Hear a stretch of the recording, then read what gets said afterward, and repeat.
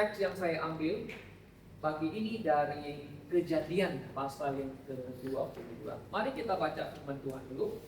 Setelah itu kita akan masuk renungan ya. Kejadian pasal 22. Mari kita baca ya, dari ayat 1 sampai 14 ya. Mari kita baca tanggapannya. Dan dalam bahasa Indonesia. Baik, mari kita lihat firman Tuhan, kita baca pertanggapan. Kejadian pasal 22. Setelah semua itu, Allah mencoba atau tes Abraham. Ia berfirman kepadanya, Abraham. Lalu sahutnya, ya Tuhan. Kalau terjemahan King itu bagus. Dia tidak apa ya Tuhan, tapi here I am.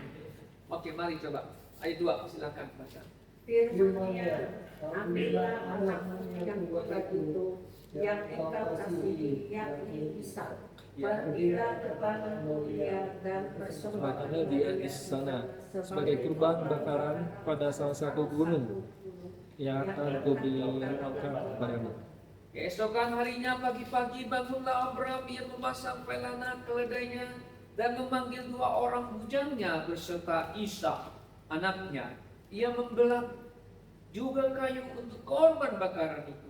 Lalu berangkatlah ia dan pergi ke tempat yang dikatakan Allah kepadanya.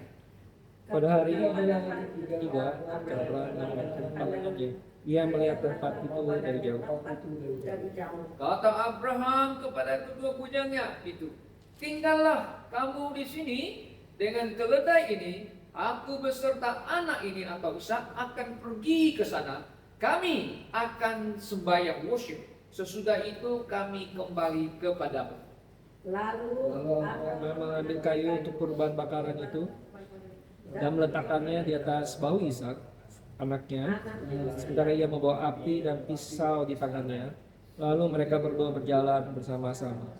Lalu berkatalah Ishak kepada Abraham, ayahnya, Bapak, sahut Abraham, ya anakku, bertanyalah ia, di sini sudah ada api dan kayu, tapi di manakah anak domba untuk korban bakaran itu? sahut Abraham, Allah yang Menyediakan anak domba untuk kurban bakaran baginya.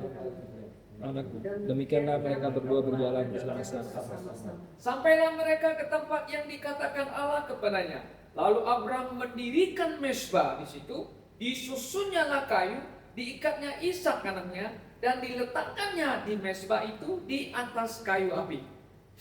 Sesudah itu Abraham mengambil pisau untuk menyembelih anaknya. Tetapi berserulah malaikat Tuhan dari langit kepadanya, Abraham, Abraham. Sahutnya, ya Tuhan.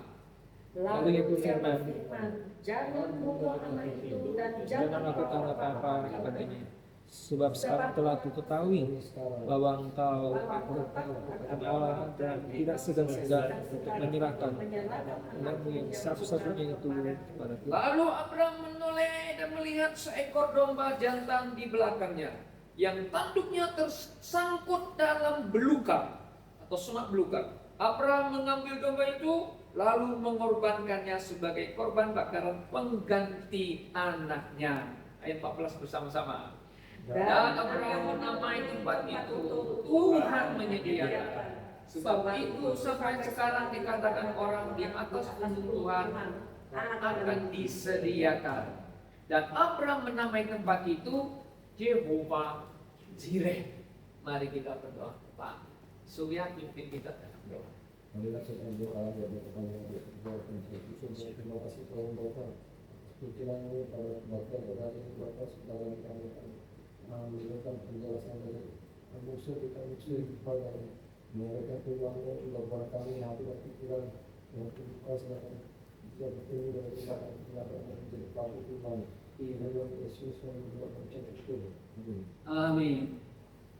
Jehovah Jireh atau Tuhan menyediakan. Saudaraku yang saya kasih dalam Tuhan, setiap orang Kristen pasti tahu siapa Bapak Abraham. Nah, Bapak Abraham ini dia berasal dari Ur Kasdim. Nah, sekarang Ur Kasdim itu di mana? Ada di tanah Irak. Nah, mereka berasal dari situ. Kemudian orang tuanya, keluarganya pindah ke utara di ujung sungai Tigris itu namanya kota Haran. Berapa lama mereka tinggal di sana? Memang tidak ditulis dan dicatat. Nah, Abraham dan istrinya Sarah memang tinggal di Haran. Dan dari sana Tuhan Allah memanggil Abraham dan mengatakan, engkau tinggalkan kampung halamanmu dan engkau pergi ke tanah yang akan aku kasih, kata Tuhan kepada Abraham. Dan Abraham mendengar apa yang dikatakan Tuhan, lalu dia pergi. Tanah yang dia tidak tahu, tanah yang mana yang Tuhan kasih, pokoknya berangkat pergi. Dan dia pergi. Nah, sampai di tanah perjanjian yang kita dikatakan perjanjian, tanah yang akan diberikan itu yang sekarang disebut tanah Kanaan. Lalu tiba di sana. Di sana dia berpindah-pindah dari satu tempat pindah lagi, dari satu tempat pindah lagi. Ini yang tanah yang Tuhan kasih ini masih banyak orang ini, masih banyak bangsa-bangsa lain yang tinggal di situ. Tapi Tuhan berkata kepada Bapak Abraham, di mana kakimu langkah dan kamu menginjak tanah itu akan menjadi milikmu. Artinya akan diberikan kepada Bapak Abraham dan keturunannya. Sangat jelas. Jadi dia pindah. Saudara-saudara yang dikasihi dalam Tuhan Yesus. Ini di dalam kehidupannya. Dari satu tempat pindah satu tempat, ini umurnya bertambah. Betul nggak? Belum dikasih tangannya. Ini belum punya anak. Ini umurnya sudah lansia, bukan lansia, sudah lanjut. Belum punya anak. Oke? Nah, Sarah bilang sama Bapak Abraham, kita tidak punya anak. Tuhan kita kasih sama anak. Gimana? Kalau begitu, kita dapatkan anak dari Hagar aja. Kamu nikah sama Hagar, biar kita punya anak. Abraham nurut. Nah, kalau bahasa sehari-hari kita nurut, obey. Obey his wives. Kenapa? Akhirnya dia ambil Hagar. Nggak lama Hagar itu hamil. Hagar itu happy. Mengatakan aku hamil. Akhirnya itu Sarah itu agak tersinggung. Hamil dia senang. Wah, kalau punya anak kan happy. Yuk nggak punya, saya punya anak. Ini anaknya Abraham. Happy. Tuan nyonyanya agak sedikit kesel, marah sama dia itu. Dia pamerkan dia hamil, langsung di aniaya, dalam tanda kutip aniaya ya. Nah ini dia dia nggak pengen lari dia pergi. Malaikat bilang, Hagar, kenapa kamu ini jadi? Aku lari karena nyonya saya artinya menganiaya saya, pukul lah ini menganiaya saya ya. Kamu balik lagi sama Nona. Kenapa? Karena kamu punya anak nanti. Ini anaknya nih, namanya kamu kasih Ismail. Oh gitu kan? Ya, nggak apa-apa. Walaupun dianiaya, nggak apa-apa. Lalu Hagar nurut perkataan malaikat Tuhan, balik sana. Nah setelah itu waktunya cukup, lahirlah dan dikasih nama Ismail. Tentu Bapak Abraham senang ya. Senang nggak? Dia punya anak. Dia bilang, ini pasti janjinya Tuhan sama kita, kasih anak. Tapi Tuhan berkata, nah Tuhan, Bapak Abraham, Ismail bukan anak perjanjian.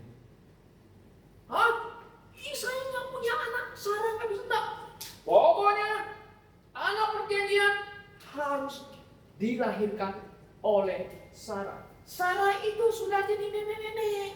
Tidak mungkin. Impossible. Bisa hamil dan melahirkan. Tidak. Anak perjanjian harus datang dari Sarah. Nah, apa yang terjadi? Ini sudah tua, tambah tua umurnya. Ini Ismail tambah besar. Sudah umur hampir kurang lebih 14 tahun. Sebesar Esa. Itu Ismail. Nah, waktunya tiba. Time is come. The time of God is come. Waktu Tuhan datang. Al-Malaikat bilang, tahun depan dia kan kunjung si Sarah. Sarah akan hamil. Dia ketawa, ketawa. Bentar, tahun depan. Sarah tahu umur berapa? 90. Waduh, 90 loh saudara. Umur 90 hamil. Bapak Abraham umur 100 tahun. Punya anak. Bertambah berdoa. Tuhan kasih anak. Ini sudah tua. Ini sudah lanjut usia. The timing is come. Nah, waktunya telah tiba. Segala sesuatu yang impossible menjadi possible. Segala sesuatu yang tidak mungkin menjadi mungkin. Bagi Allah tidak ada yang tidak mungkin.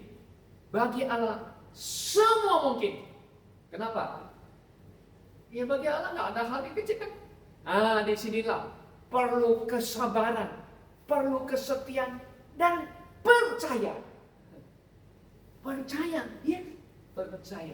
Nah, akhirnya lahirlah Isa dan dikasih nama siapa? Isa. Isa artinya apa? Ketawa. Isa namanya ketawa. Ya kan tadi nggak percaya. Oh, udah nenek masih bisa hamil. Masih bisa hamil. Kan aneh. Saudara, ini hal yang bagi dunia ini katanya ini suatu dongeng, nggak mungkin, impossible gitu. Adakah seorang anak nenek yang umur 70 dan sebagainya 60 ke atas bisa hamil lagi? Memang ada. Mereka memakai itu namanya apa namanya? Bayi tabung, pinjam rahimnya orang yang sudah tua. Ada. Saya pernah baca itu yang 60-70. Memang itu tabung hasil rekayasa manusia. Tapi ini natural, saudara-saudara. Yang tentu semua orang yang mendengar Sarah hamil itu kan, ini apa ini ya? Nah, di sinilah letaknya apa? Keajaiban Tuhan yang terjadi di keluarganya Abraham, Sarah. Dia kan banyak pembantu juga kan? Ini dia saya ini ajaib, bisa hamil, bisa melahirkan anak. Semuanya geleng-geleng parah. Tapi bagi Tuhan tidak ada yang tidak mungkin. Semuanya mungkin, saudara-saudara. Nah, tentu Abraham, Sarah senang nggak? Happy nggak? Oh ya happy loh. Bagaimana dengan Ismail? Ini bisa merebut apa? Merebut warisan bukan? Ya? Wah, Bapak Abraham itu orang kaya. Siapa yang lebih besar? Wah, ini bisa dapat lebih banyak kan warisan kan? Ya kan? Bisa menjadi pengganti Bapak Abraham. Nah, saudara, dari awal karena Bapak Abraham mendengar omongannya istrinya, nah ini bukan rencana Tuhan. Ini bukan kehendaknya Allah, tapi ini adalah kemauannya manusia. Ini mau kemauannya manusia. Kemauannya Sarah sama Bapak Abraham, udahlah memang kita udah nggak punya anak, udah dapat anak dari sana aja. Ini bukan kehendak Tuhan. Ini maunya daging manusia, saudara-saudara. Nah, apa yang terjadi? Ishak tambah besar, kurang lebih menurut adat orang Yahudi 2-3 tahun. Itu artinya ada namanya acara pesta disapi kata bahasa Indonesia ini, atau lepas susu ya, gitu kan. Ini ada pesta, acara besar bagi Ishak. Nah, kalau sekarang kita bilang acara happy birthday. Zaman dulu nggak ada namanya happy birthday, nggak ada. Nah, ada acara-acara itu. Nah, acara itu si Ismail yang umurnya lebih besar 14 tahun. Nah, sekarang dia sudah umur kurang lebih 17 tahun. Ishak baru 2 atau 3 tahun. Ini Koko sama adik sedang dalam pesta bermain-main. Anda bisa tahu dia bermain apa? Bisa nggak? Nenek sama Klot pernah main sama-sama kan? Saya tidak tahu di Bukit pernah ada main sama adik-adik, namanya adik. Kan adiknya kan, saya adiknya kan? Sayang dong, ya kan? Nah, lalu si Sarah lihat, kenapa Ismail yang sebegede mocking? Anda tahu mengatakan Ismail mocking. Mocking itu arti bahasa Indonesia itu apa ya? Membuli atau mengolok-olok. Mungkin kan? Mengolok-olok Ishak. Kenapa? Ini pasti mengolok ini. Gimana dia kecil? Aku udah bisa. Nanti semua ini selesai. Diolok mungkin. Dia mocking bahasa Inggris. Mocking bahasa mungkin itu mocking. Mocking. Salahnya ini nggak benar. Wah, ini bahaya. Wah, dia bilang setelah selesai. Bilang, dia kan panggil Bapak Abraham Tuan. Dia hormat suaminya.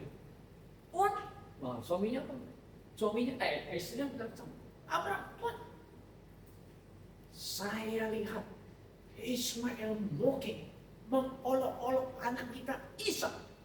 Sekarang kamu harus usir Ismail dan ibunya dari keluarga kita. Waktu Abraham dengar itu, dia kesal, dia sangat kesal sekali. Bagaimana mungkin bisa aku mengusir anakku sendiri dan istri yang kamu suruh menikah itu? Kesal nggak? Marah nggak? Itu bisa menjadi konflik keluarga. Nah, Alkitab memang tidak catat terjadi konflik nggak? Yes, terjadi permasalahan. Yes. Ya, hidup manusia ini dalam satu keluarga ini ada konflik nggak? Ada. Pasti ada konflik. Nah, apa yang terjadi? Tentu sebagai suami, kepala rumah tangga kan, nggak boleh, tidak bisa, saya kepala. Boleh dipertahankan prinsipnya nggak? Boleh-boleh saja. Itu biblical. Jangan. Tetapi malam itu Tuhan bicara. Nah, Tuhan ngomong, Abraham, dengar perkataan istrimu. Wow, ini yang Tuhan yang ngomong. Kemarin yang sebelum punya anak, ya kan? Abraham dengar omongan Sarah karena kemauan daging manusia. Tetapi sekarang Tuhan yang ngomong. Dengar perkataan Sarah. Artinya Tuhan izinkan. Tuhan setuju. Saudara, secara logika manusia itu kan nggak benar kan? Betul nggak? Masa usir istri mudanya, anaknya? Kan terlalu, kita bilang ini tidak ada istilah tanda kutip lah. Pri kemanusiaan, pri keadilan sebagainya kan? Betul nggak? Di dalam sisi kita manusia, ya kan? Ini banyak perdebatan loh. Kalau itu apa nggak benar? Saudaraku, ingat, Ismail itu gara-gara kemauan manusia, bukan Tuhan punya mau. Kan Tuhan sudah dia, aku akan kasih anak. You nggak sabar menunggu ya? You nggak sabar menunggu. Nah, sekarang harus pergi. Hati sedih nggak? Sedih. Tapi Tuhan berkata, itu anakmu juga, keturunanmu. Aku akan membuat dia besar dan muncul raja-raja hebat dari Ismail. Waduh, dengan itu dia juga, oke. Sekarang Tuhan, aku dengar perkataanmu. Aku mau taat firman-Mu. Kan gitu. Memang sakit kan? Sakit. Secara manusia bikin sakit. Tapi Tuhan janji apa? Dia akan memberkati juga Ismail. Dari sana muncul raja-raja besar. Terus. Nah sampai sekarang keturunan Ismail siapa? Arab Saudi. Itu keturunan Ismail benar itu. Hebat nggak mereka? Oh mereka sekarang kaya raya ya. Tapi artinya berkat jasmani kepada mereka. Saudara-saudara yang saya kasih dalam Tuhan. Nah, lihat pergumulan, persoalan di rumah tangga sebagai orang yang percaya kepada Tuhan yang hidup dan yang benar, Bapak Abraham ini, masalah belum selesai. Problem belum selesai. Apa yang belum selesai? Ini Ishak ini kan tambah besar. Nah Ismail sudah pergi. Wah, dia sayang Ishak. Sangat sayang Ishak. Satu hari Tuhan bilang, anakmu Ishak yang engkau kasihi, ini sudah umur 16 tahun atau 17 tahun. Yang engkau kasihi. Sekarang bawa Ishak ke Gunung Moria dan engkau persembahkan dia sebagai korban. Ini apa Tuhan? Anak yang engkau berikan, ini janji-Mu kepada kami. Engkau mau ambil, harus dibunuh, disembah di Gunung Moria. Ini kan ada pergumulan dari hatinya gitu. Apa yang dia terima dari Tuhan? Dia nggak berani ngomong sama istrinya. Coba kalau dia ngomong sama istrinya, waduh, konflik keluarga akan terjadi lagi. Dia keep silent. Dia simpan dalam hati. Ini pasti ada maksud Tuhan. Ini pasti ada kehendak Tuhan. Maka Alkitab di sini mengatakan, God test Abraham. To test ya, mencoba Bapak Abraham. Apa yang terjadi? Abraham dengar, Abraham taat. Nah, ini luar biasa. He obey God's word. Dan dia bawa Ishak. Bawa bujaknya. Mari kita ke gunung yang Tuhan tunjukkan namanya Gunung Moria. Mereka berjalan 1 hari, 2 hari, sampai ke 3 hari. 3 itu selalu mengidentikan kita kepada Trinity ya. Selalu Trinity. Ya kan? Sampai dia memandang itu Gunung Moria. Dia bilang 2 pembantunya pelayan, you 2 tinggal di sini. Saya dan Ishak mau sembahyang worship God di gunung itu. Itu worship itu tidak boleh ada orang yang tahu. Hanya dirinya sendiri. Hubungan Abraham dengan Tuhan tidak boleh bawa orang lain. Ya kan? Mereka naik sampai di Gunung Moria. Sudah mau membangun mesbah. Ishak bertanya, Bapak, kayu sudah ada, api sudah ada, di mana domba korban itu? Di mana? Jawab Bapak Abraham. Dia sudah tahu, you akan jadi korban kan? You akan menjadi persembahan. Kan dia nggak berani ngomong, tapi dia menjawab. Jawabannya ini, saudara, statementnya ini ya, adalah statement yang melampaui pikiran logika manusia gitu loh. Dia mengatakan kepada anaknya, anakku, kata dia panggil anakku, Tuhan akan menyediakan. Tuhan akan menyediakan.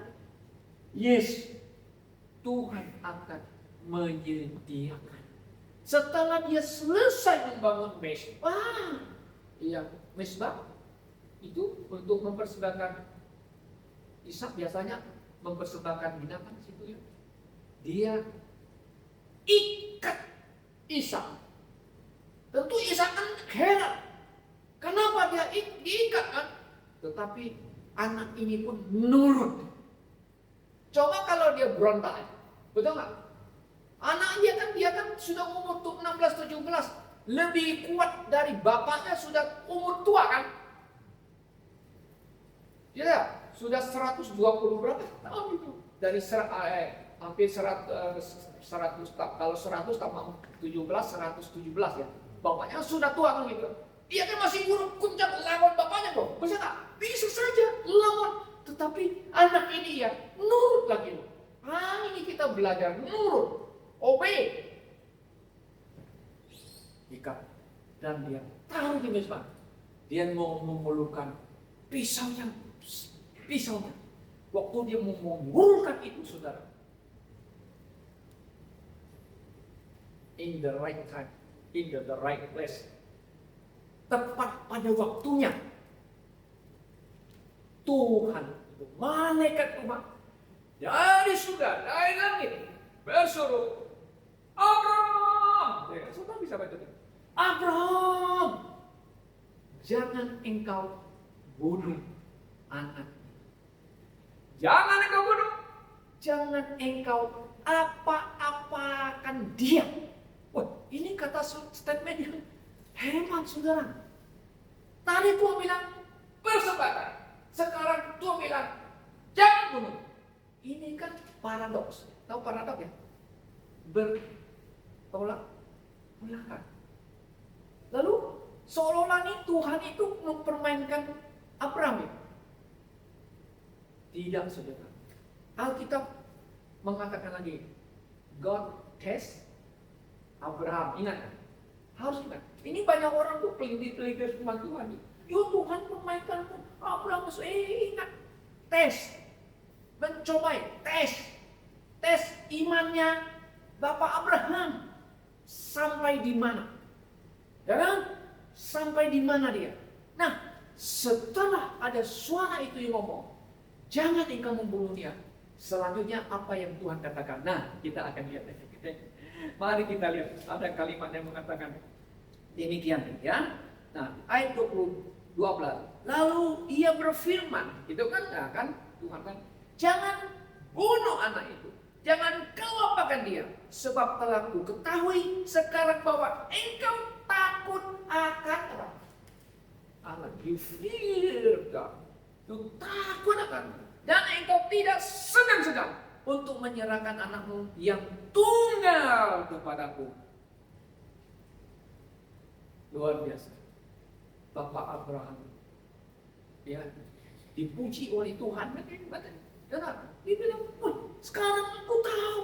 Saya mau tanya, sebelum Tuhan ngomong begini, sebelum skala sesuatu terjadi, bahwa itu yang bersama anak, Tuhan tahu hatinya Bapak Abraham kan? Tahu. Tuhan maha tahu. Nah, inilah kita katakan, Tuhan mau tes sampai di mana kepercayaanmu kepadaku. Ya, katakanmu, aku percaya Tuhan, aku cinta Tuhan. Wah, aku semua orang Kristennya bisa ngomong gitu aja. Aku cinta Tuhan, aku puji Tuhan. Oh, kita. Sampai di mana Anda cinta dan Anda percaya Tuhan? Kan begitu kan? Ada. Harus dites, harus dipuji. Nah, maka Tuhan mengatakan, aku tahu. Dia mau jelaskan, mau menyatakan kepada Bapak Abraham, orang yang takut akan Allah, tidak segan-segan dia mau menyerahkan anak yang tunggal itu. Dan apa yang terjadi? Perkataan Bapak Abraham kepada Ishak mengatakan, Yehova Jireh, Tuhan menyediakan. Benar. Makanya imannya itu melampaui pikiran dan logika manusia. Ya kan? Kok bisa ya? Kok bisa ya? Nah, disitulah namanya trust, percaya kepada Tuhan. Betul. Yehova Jireh. Waktu dia membalikkan panahnya. Lihat di belakang ada seekor domba jantan yang tersangkut di semak belukar di tanduknya itu. Apa yang terjadi dia sudah tahu. Inilah Tuhan yang menyediakan, dia ambil dan dia persembahkan di atas mereka, menggantikan Ishak. Nah, saudara-saudara yang saya kasih dalam Tuhan Yesus Kristus, apa makna arti daripada Yehovah Jireh bagi kita orang percaya, orang Kristen, saudara-saudara? Oke? Apa yang bisa kita petik? Apa yang bisa pelajari di sini, saudara-saudara? Bahwa Abraham sebelumnya dia berjawab kepada anaknya Ishak, Yehovah Jireh. Padahal Ishak yang harus dipersembahkan. Tapi sampai di atas gunung itu, Moria, benar-benar apa yang diucapkan itu terjadi. Tuhan menyediakan. Oke? Nah, saudara yang saya kasih dalam Tuhan Yesus, ya, mari kita pelajari. Ada hal-hal tertentu yang bisa kita pelajari, ya, bahwa Allah tepat pada waktunya, waktu timingnya Tuhan tepat menyediakan apa yang dibutuhkan oleh Bapak Abraham. Oke? Nah, di dalam arti pemahaman daripada Yehovah Jireh ini, saudara, kita bisa dilihat dua aspek. Aspek yang pertama itu adalah Allah menyediakan kebutuhan jasmani. Yang dua aspek lagi, Allah menyediakan kebutuhan rohani bagi manusia. Ini yang paling utama. Lihat dua hal. Oke? Harus isi dua hal, kata Jireh. Wah, indah sekali. Banyak orang tidak tahu, oh Yehovah Jireh. Tapi mana arti daripada biblical teologianya? Sangat indah sekali, saudara-saudara yang saya kasih dalam Tuhan Yesus. Oke? Nah, sekarang kita lihat kebutuhan jasmani. Allah mengetahui sebelumnya. Allah mengerti segalanya. Allah memahami semuanya. Dan Allah mengetahui akan kebutuhan Bapak Abraham sesuai omongannya. Nah, kalau kita aplikasikan ini, Allah mengetahui kebutuhan anak-anaknya sebelum kita minta, sebelum kita memohon kepada Tuhan. Allah tahu. Sebelum kita minta, Tuhan tahu kebutuhan kita. Tuhan tahu. Allah tahu. Bapak Surgawi tahu persoalan kita. Hidup kita, Dia tahu. Saudara-saudara, kita butuh pekerjaan, Tuhan tahu. Dan kita doakan, kita doa kita ya. Ada yang mau dapat cari kerjaan, Tuhan kasih. Ada kasih, Tuhan kau kasih. Yang belum dapat, yuk boleh minta gak? Oh boleh minta. Boleh harus berdoa. Tuhan tahu gak? Tuhan tahu. Oke, Tuhan tahu. Persoalan kita Tuhan tahu. Finansial keuangan kita Tuhan tahu gak? Tuhan tahu. Ya, saya pengalaman melayani Tuhan hampir 40 tahun. Kadang-kadang saya pikir, kenapa susah melayani Tuhan? Gajinya kecil, kadang-kadang hanya cukup makan aja. Untuk save money untuk masa depan, future itu tidak ada. Hanya pikir, udah kita ada uang dikit, save untuk anak supaya sekolah. Itu pikir itu duit saya. Kadang-kadang saya mau mundur. Nggak mau jadi susah. Gajinya kecil. Susah, tapi puji Tuhan, kita maju terus, melangkah lagi, dan Tuhan pimpin kita sampai hari ini. Tuhan memelihara. Tuhan tahu kebutuhan kita. Yes, saudaraku, Tuhan menyediakan, ya, tepat pada waktunya. Waktu Tuhan bukan waktu kita, ingat. Ya? Waktu kita bukan waktunya Tuhan. Apa yang Tuhan lakukan adalah waktunya yang paling baik bagi kita. Kita maunya cepat, kita maunya hari ini. Tapi dia bilang, no, itu waktumu. aku akan kasih waktu untuk tarik tempat lebih. Makanya Bapak Abraham itu udah jelas, enggak kamu jelas mau apa, istilahnya waktu yang udah kepepet ya. Ini udah pisau ini udah begini gitu loh, ya kan? Ini hanya berapa detik lagi nih. Tapi pada waktu jelas momen itu, nah, ya kan? Tuhan di atas tahu. Jangan engkau bunuh kita. Jangan engkau apa-apain.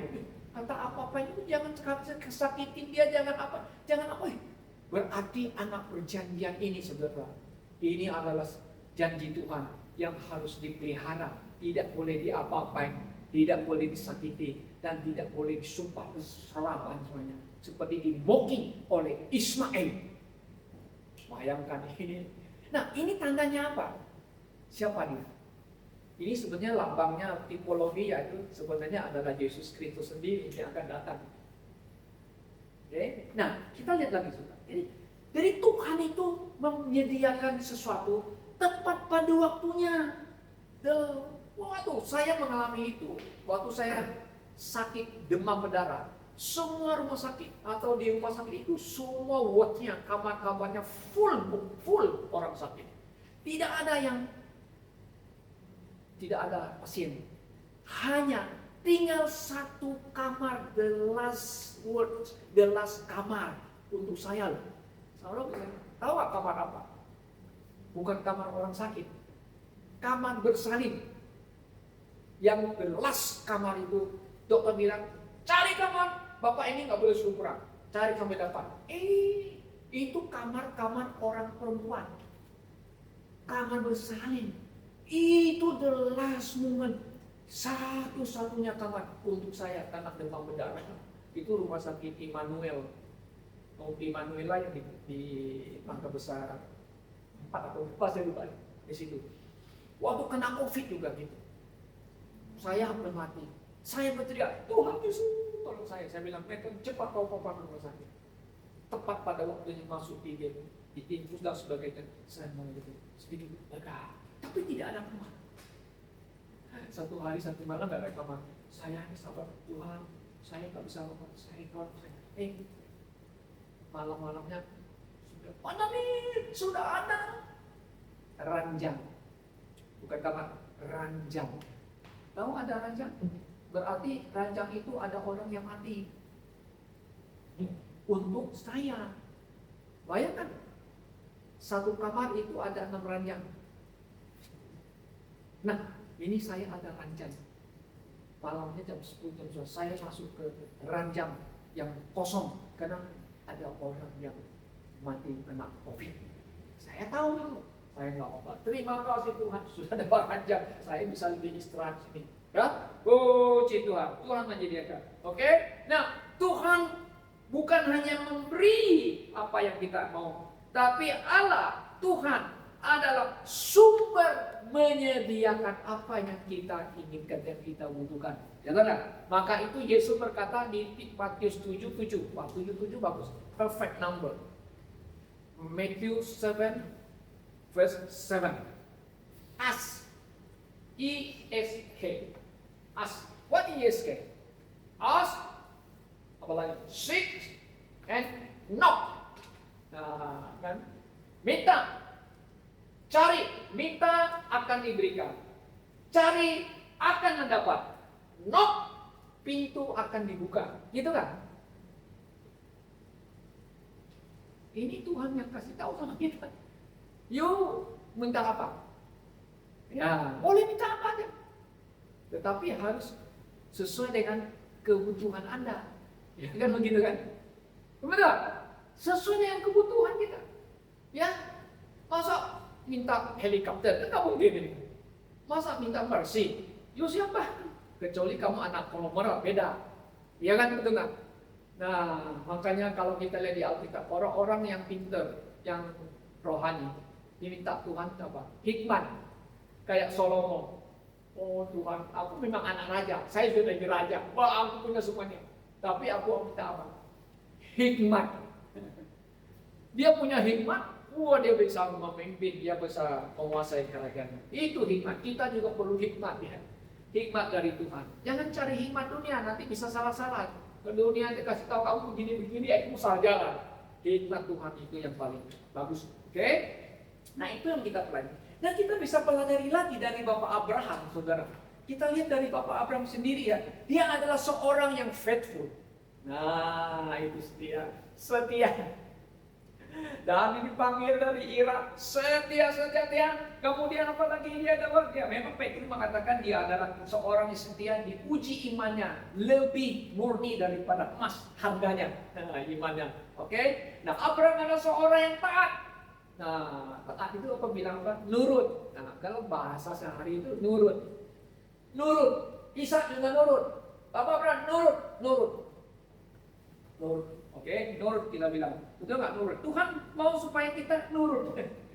Ya, turut apa? Turut firman-Nya, nurut perintahnya, kan? Kemudian dia selalu listen. Iya. Apa yang mendengar? Ya listen. Nah, kemudian apa yang dilakukan Bapak? Ya listen. Nah, dia mendengar. Saudara bisa baca ayat 9-10 ya. Kemudian Abraham apa? Percaya. Trust God. Tuhan akan menyediakan. Wah, itu melampaui logika manusia. Benar Tuhan siapkan ini. Kambing yang bersambut. Ya, percaya. Kemudian Abraham ignorance the consequence. Apa itu ignorance konsekuensi? Ini anak ini disuruh persembahan harus dibunuh loh. Oh, kok dia nggak takut bunuh ya? Kan Tuhan yang perintah. Bunuh dong. Tapi dia mengignoran itu. Dia nggak berdebat sama Tuhan. Kenapa begitu? Kamu suruh bunuh? Kan bokap boleh. Thou shalt not kill. Betul nggak? Hukum Torah bilang, thou shalt not kill. Kok orang kill? Mau bunuh? Dia ignoran itu. Ignoran artinya dia menuruti perintah Tuhan. Dia ignoran, saudara-saudara. Jadi artinya dia ikut apa yang Tuhan mau.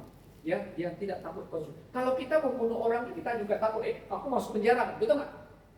Tapi dia ignoran itu. Kenapa?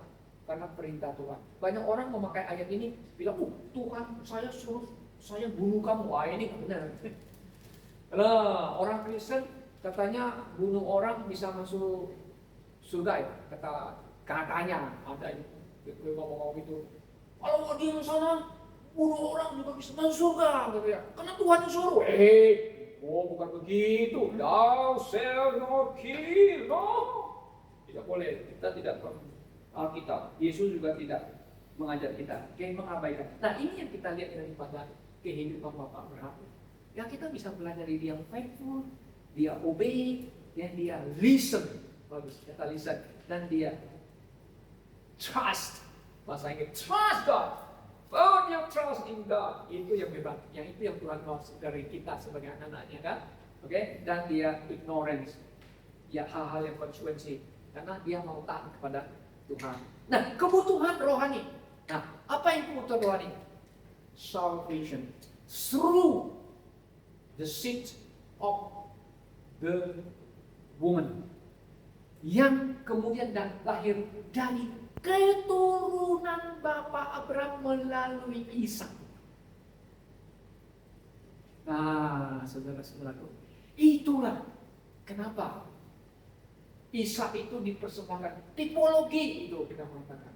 Ya, di mana seharusnya kita manusia, Ishak adalah manusia juga.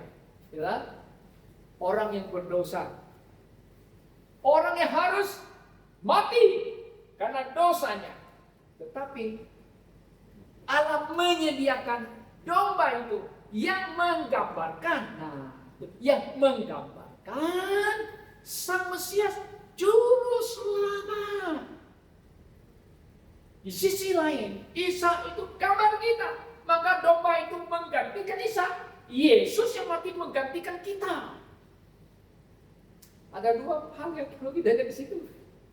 Rohaninya. Di ada mana simbolisnya itu. Kitalah orang berdosa, saudara-saudara, yang harus mati. Ya, Alkitab Roma mengatakan, Roma 3:23, semua telah berdosa dan atau bukan hilang. Kalau bahasa Indonesia hilang mulai harusnya kurang kemuliaan. Dan semua orang telah berdosa. All have sinned and come short of the glory of God. Saudara seorang berdosa. Dosa harus dihukum. Dosa harus mati. Tetapi domba itu yang menggantikan kita. Dialah kampanye. Yesus Kristus yang mati menggantikan kita. Orang berdosa. Nah, saudara tahu, Yesus itu menanggung dosa dan menanggung kutuk. Saudara bisa baca di Galatia pasal 3 ayat 13. The number yang Lukman tak suka. Galatians chapter 3:13. Nah, ini Lukman tak suka nomornya ini ya, 13 ya. Dia selalu membahas ya ayat-ayat yang ketiga 13 itu ya. Saudara bisa baca ya. Galatia 13 ya. Oke, mari kita lihat. Oke. Kristus telah menebus kita dari kutuk hukum Taurat. Dengan jalan menjadi kutuk karena kita. Sebab ada tertulis, terkutuklah orang yang digantung pada kayu salib. Di kutuk. Saudara kemarin kan mingguan Neten ada cerita. Itu enggak? Adam berdosa, Hawa berdosa, mereka dihukum kan, dan tanah dikutuk. Tanah yang tadi yang bagus seperti Taman Eden yang nggak ada semak-semak belukar itu, tiba-tiba dikutuk, bumi penuh dengan semak belukar, dan manusia harus mengelolanya supaya manusia bisa hidup. Buat agriculture harus mengusahakannya. Ya nak? Nah itulah akibatnya karena dosa kutuk manusia. Nah karena itu Yesus Kristus datang. Yesus yang dijanjikan oleh Allah Bapa, dia mau menanggung dosa manusia, termasuk kutuk itu, termasuk hukum Taurat. You nggak mentaati hukum Taurat, you habis. Nah kita ditanggung. Yesuslah yang menanggung kutuk itu di atas kayu salib untuk kita. Dan saya berpikir, kenapa Yohanes mengatakan di Yohanes 1:9, behold, lihatlah, anak domba Allah, the Lamb of God, yang menghapus dosa dunia.